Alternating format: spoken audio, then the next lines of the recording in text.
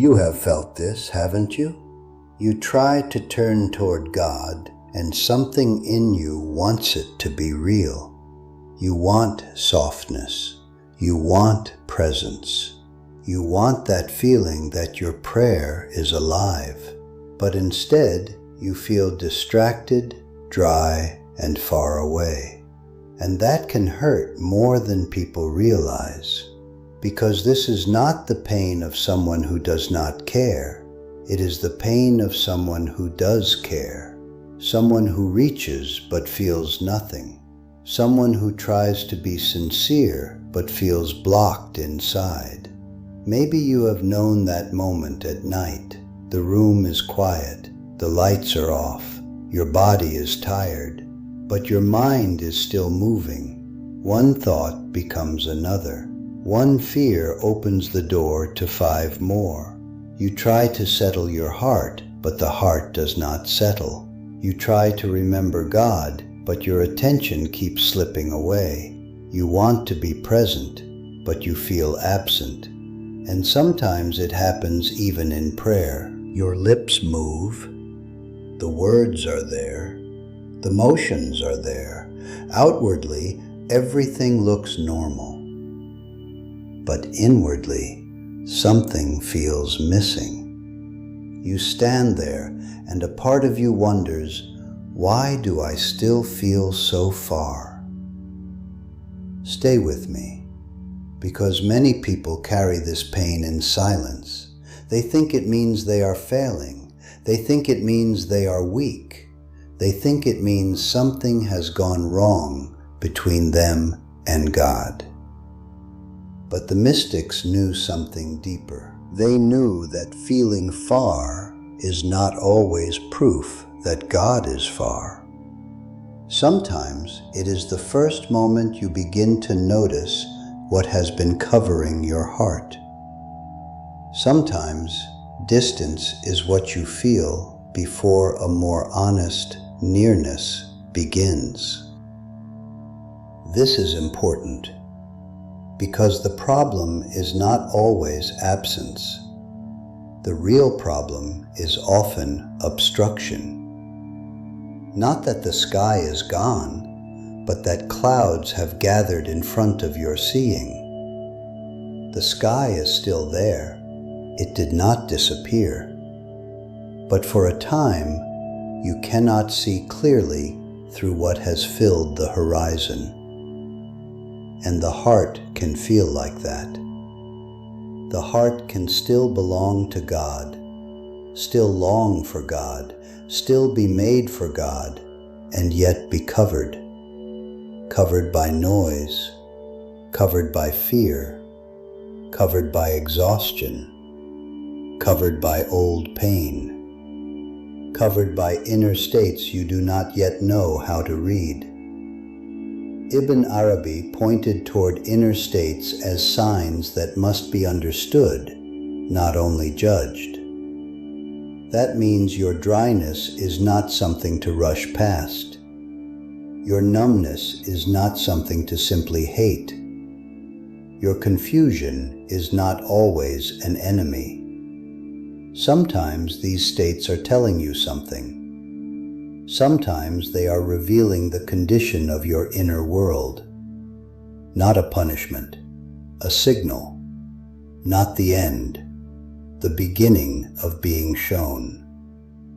The Sufis spoke of veils, and when many people hear that word, they imagine something final, something hard, something like a locked door. But that is not the deepest way to understand it. A veil is not always a wall. It is a covering. It is something that affects perception. It is something that makes what is near feel distant. Think of a mirror. The mirror does not lose its nature because dust settles on it. It is still a mirror. It still has the capacity to reflect. But if enough dust gathers, the reflection becomes dim. The problem is not that the mirror stopped being a mirror. The problem is that something has covered its clarity. This is how the heart can become. You are not empty because you are worthless. You are not struggling because you are disqualified. You are not far because you are forgotten. The heart does not lose its nature so easily, but its clarity can become covered. And when that happens, even what is near can feel hidden. This is why a person can move through the day functioning normally and still feel spiritually heavy. You answer messages. You go to work.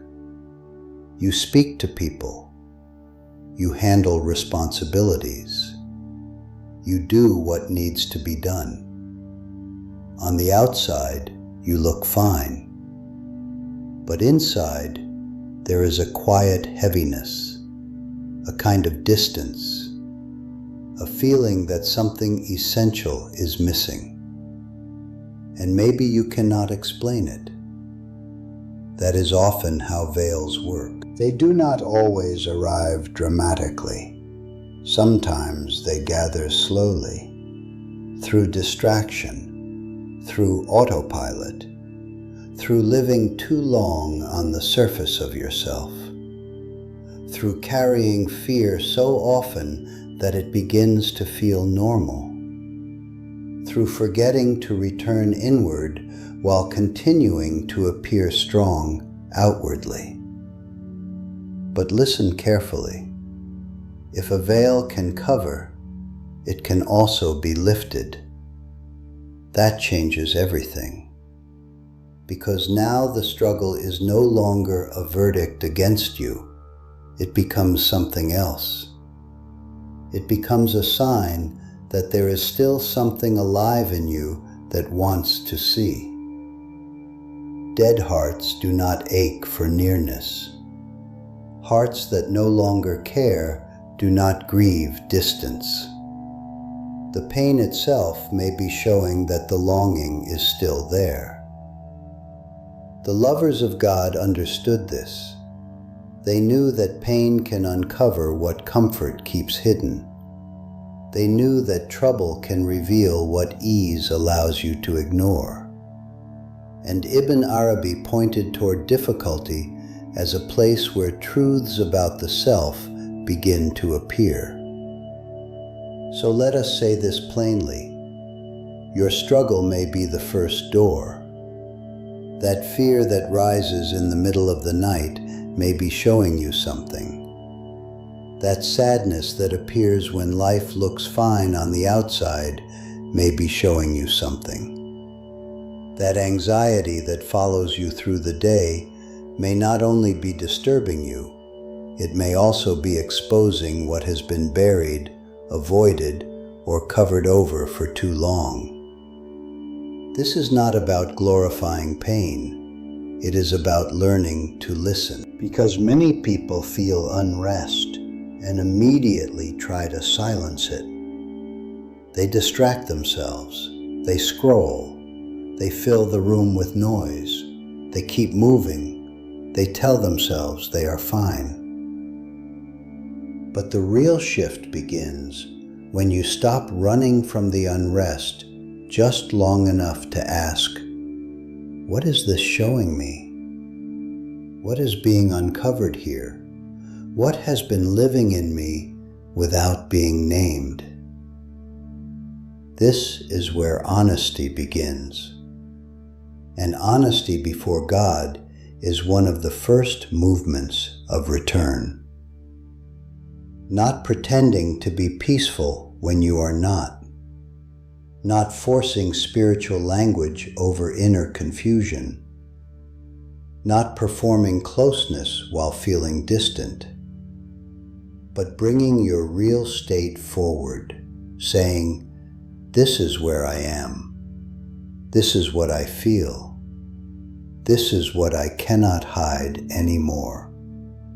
That kind of honesty opens a door, Because the mind is not the enemy. The thoughts are not the deepest truth of you. The pain may be carrying meaning.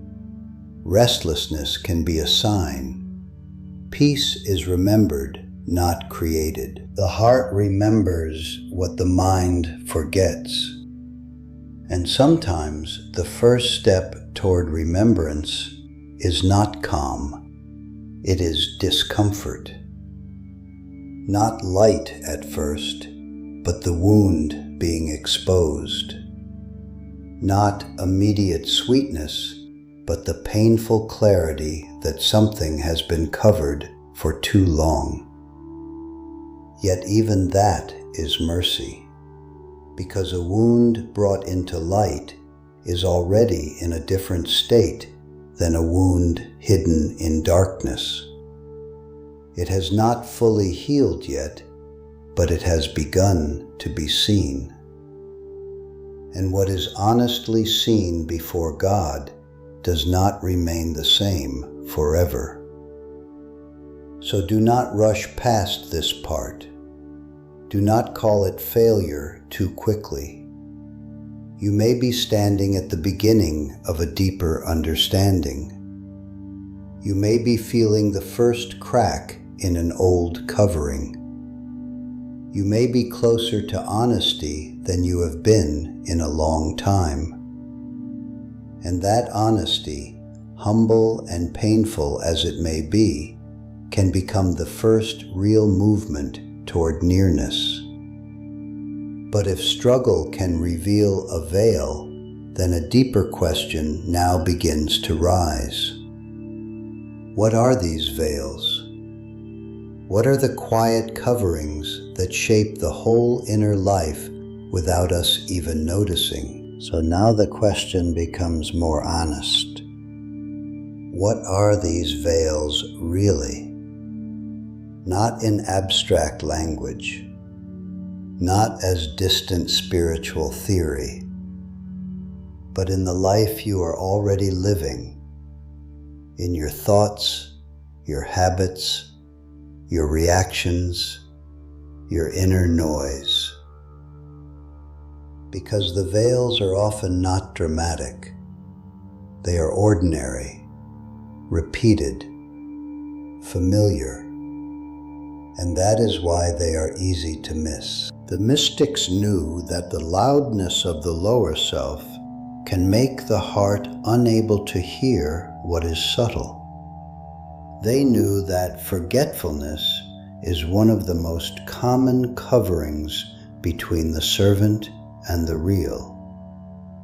Not because people are evil, but because people become scattered.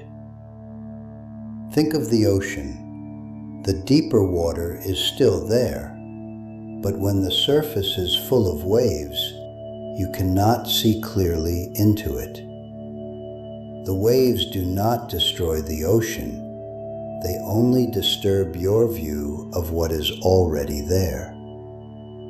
This is how the first veils often work. One of them is distraction.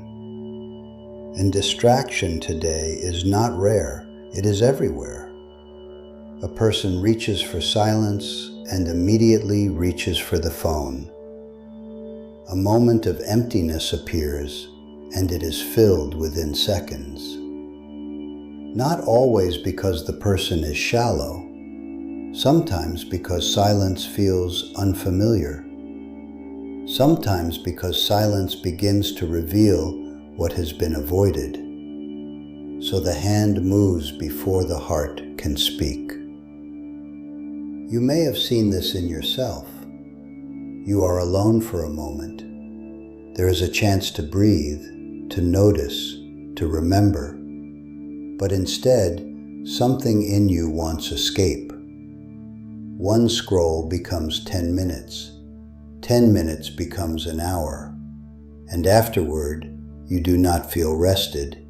You feel more scattered. This is not a small thing, because constant distraction trains the heart to live on the surface. It keeps you moving from wave to wave, never descending into the quieter depth where sincerity grows. The problem is not the phone itself. The real problem is the inability to remain present long enough to hear what is happening inside you. Another veil is self-importance, and this one is subtle. It does not always look like arrogance in the obvious sense. Sometimes it looks like constantly filtering life through me, my image, my hurt, my importance, my control, my reaction, my victory, my humiliation. Everything becomes centered around the self, even when the person appears humble on the outside. This is why small moments can shake you so deeply. Someone corrects you, and the reaction feels larger than the moment. Someone does not respond the way you hoped, and the heart becomes disturbed for hours. An ordinary conversation becomes heavy because something inside cannot bear being challenged, unseen, or displaced. The self wants to remain at the center. But nearness to God softens when the self tries to occupy the throne of attention all day.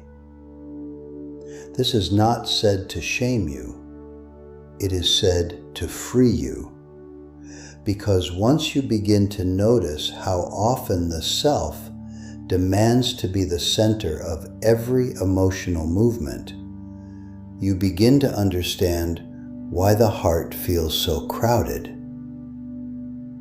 It is hard to receive what is subtle when everything is being interpreted through self-protection, self-image, and self-concern. Then there is forgetfulness. This veil is so common that many people barely notice it. A person remembers appointments, passwords, deadlines, obligations, and plans. They remember who said what. They remember what they need to buy. They remember the messages they forgot to send. But they move through the whole day with very little inward remembrance.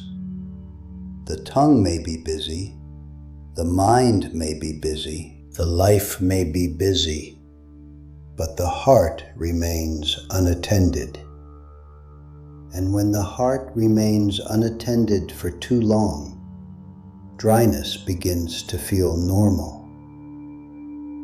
A person may still believe, still pray, still want nearness, but the inner world becomes thin because remembrance is no longer woven into ordinary hours. The Sufis knew this well. They knew that forgetfulness is not only about missing information, it is about losing inward orientation. It is about living as though the visible world is the only thing demanding response. It is about letting the heart go hungry while the rest of life remains active. Now let us go deeper. Some veils are easy to describe because they look like habits. Others are harder to name because they feel emotional, personal, ancient. They do not just sit in behavior. They sit in the nervous quiet of the heart. One of these is fear. Fear can become a veil when it begins shaping how you see everything, how you see the future, how you see yourself, even how you imagine God. A fearful heart often reads distance where mercy may still be present. It expects loss. It expects disappointment. It braces itself before anything even happens. And then it calls this realism. But sometimes it is not realism. Sometimes it is a storm that has lived inside too long.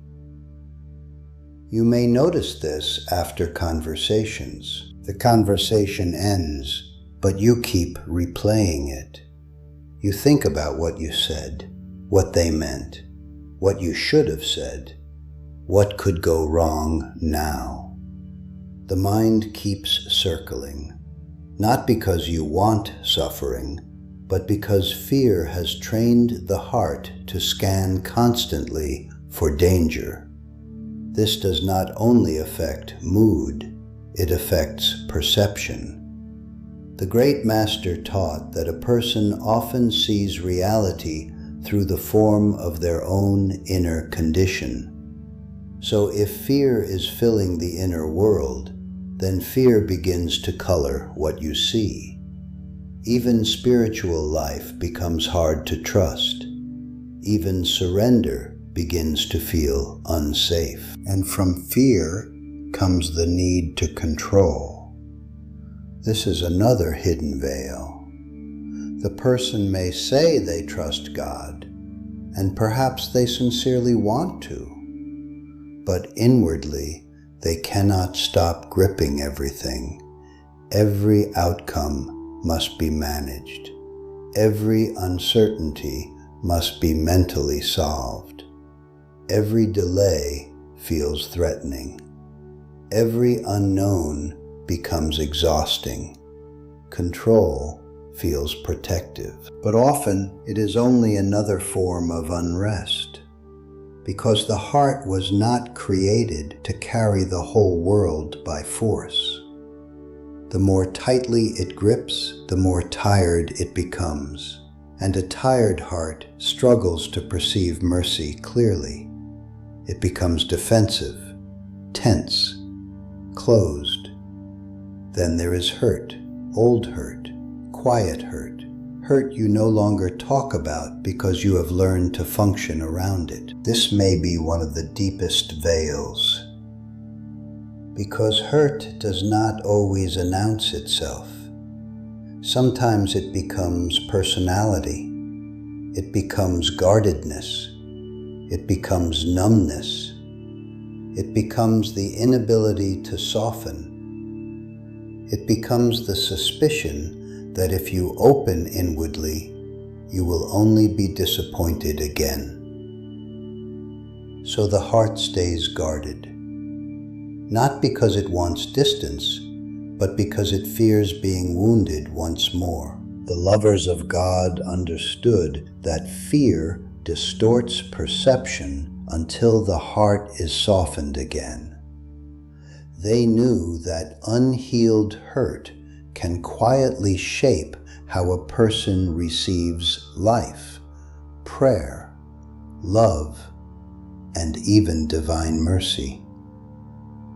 A wounded heart may not refuse God directly. It may simply stop expecting tenderness, and that too becomes a veil. Let me bring this into one simple scene.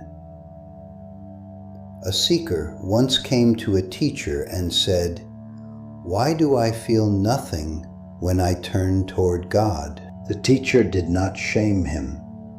He did not tell him to pretend harder. He did not tell him to produce emotion. He told him to look honestly at what filled his heart all day. Fear, resentment, performance, inner noise, the endless crowd moving inside him. Then the teacher said something simple. A sanctuary cannot feel like a sanctuary when it is treated like a battlefield. That is the condition of many hearts. You want peace, but there is too much noise inside. You want sincerity, but the heart is crowded with self-protection. You want nearness, but fear and distraction speak louder all day than remembrance does. It is not that the heart has become worthless. It is that the sanctuary has been filled with things that do not belong there. And still, this is not a message of condemnation. It is a message of recognition, because once the crowd inside is seen clearly, something begins to change. You stop calling all of it me. You stop assuming every passing state is your deepest truth. You begin to realize that the closed feeling of the heart may not be emptiness at all. It may be congestion, noise, covering, and what is seen clearly begins to loosen. So this is the turning point, not analysis for its own sake, not endlessly naming every state, but learning to see what rises within you without immediately becoming ruled by it. Because only what is witnessed can begin to lose its unconscious power. And this is where the path becomes quieter. Not easier in a dramatic way, not suddenly free of every inner struggle, but clearer, more real. Because once you begin to recognize the veils, the next step is not to panic. It is not to fight every thought until you become exhausted. It is to witness what is happening within you. This is a turning point. The mystics knew that awareness is a mercy. The great master taught that confusion begins to change when it is no longer unconsciously obeyed. That means a veil starts to lose some of its power the moment you can see it clearly before God. Not with shame, with honesty. So when anger rises, you learn to notice it. You do not say, "This is all that I am." You say, "This is anger. It is here. It is moving through me. But it is not my deepest self." When sadness rises, you do the same. You do not immediately drown in its story. You do not build a whole identity around the feeling. You notice it. You bring it into awareness. You let it be seen without letting it become your whole sky. This is why the old metaphor matters. The sky and the clouds. The clouds can be heavy, dark, full of movement, but they are not the sky itself. The sky remains wider than all of it. In the same way, fear, ego, grief, distraction, and forgetfulness may pass through your inner world, but they are not the deepest truth of you. You are not every passing state. You are the one being asked to see it. This changes the inner life in a very practical way. You are in a conversation and irritation begins to rise. Before, it would take over completely. It would become your tone, your words, your identity in that moment. Now there can be a pause. A small pause, but a real one. Enough to notice, this is anger, this is hurt, this is self-protection. That pause is not weakness, it is the beginning of freedom. Or maybe sadness comes at night. The room is quiet again. The old heaviness begins to gather. Before, you would merge with it completely.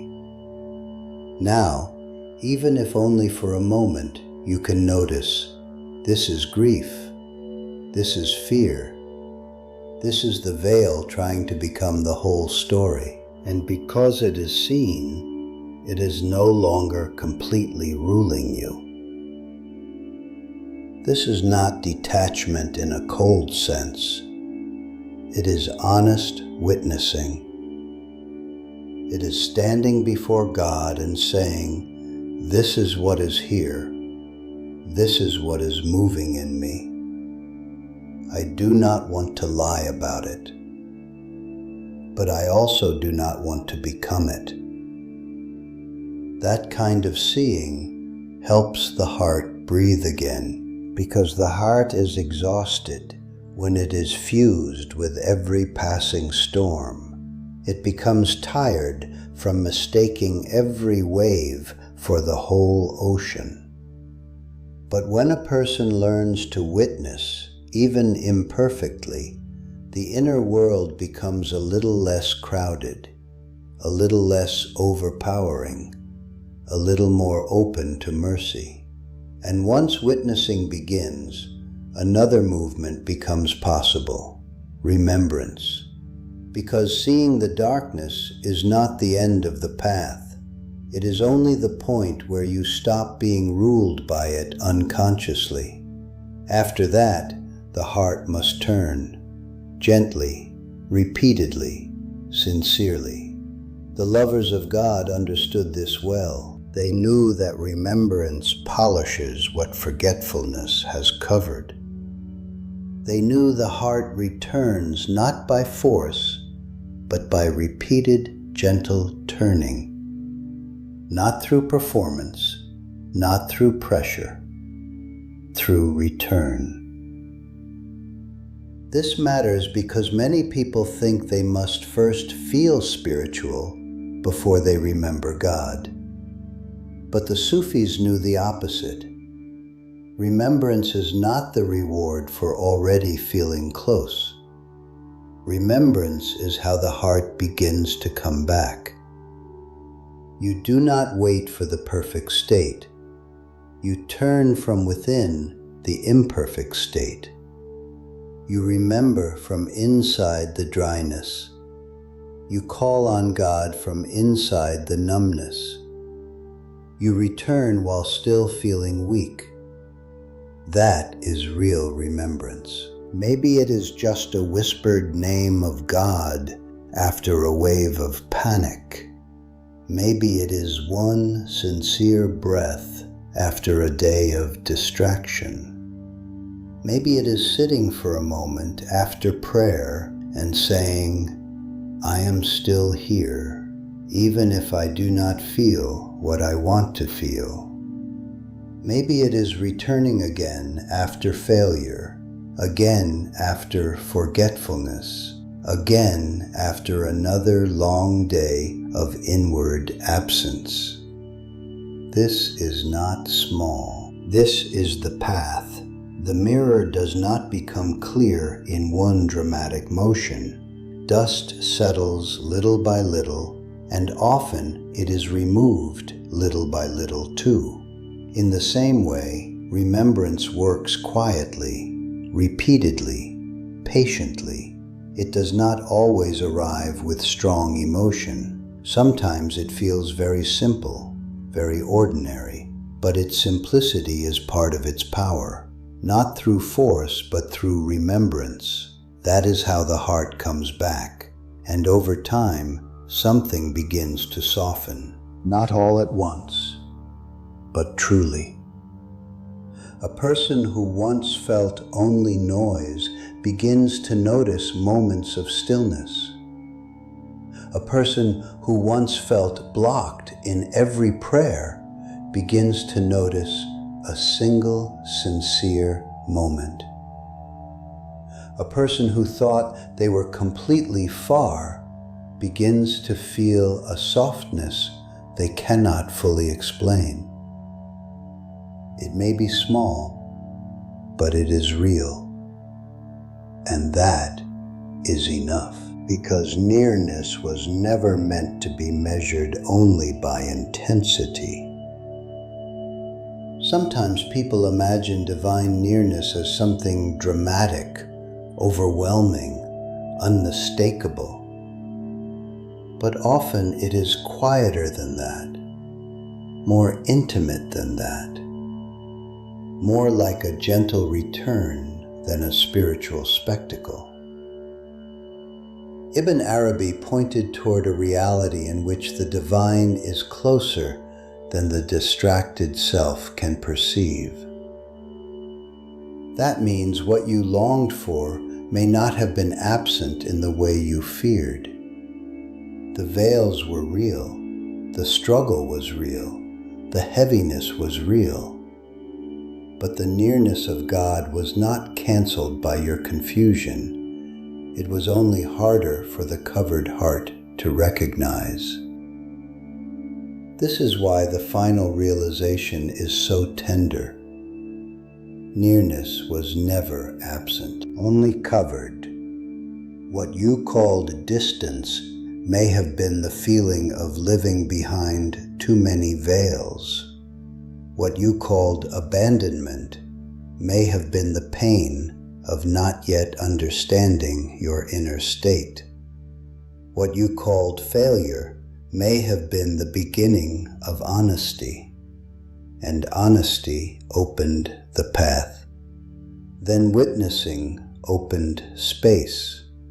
Then remembrance opened return. And now something very gentle becomes possible.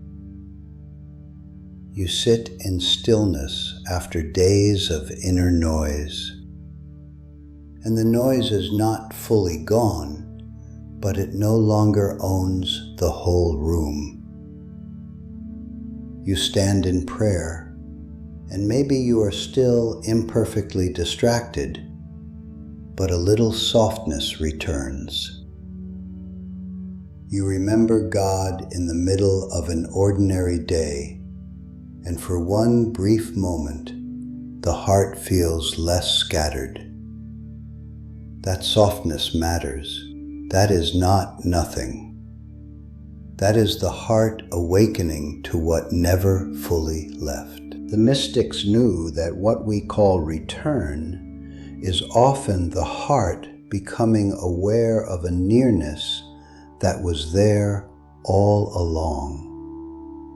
Not created by your effort, not earned by your perfection, recognized as the coverings begin to thin. So if you have been struggling, hear this clearly. Your heart is not disqualified. Your dryness is not the final truth. Your restlessness is not proof that the path is closed. The veils are real, yes, but they are not final. And the one you seek is not made distant by your weakness. The path of return remains open.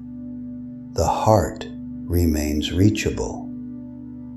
The quiet work of remembrance is already a sign that something in you is being led back. Not a punishment, an invitation.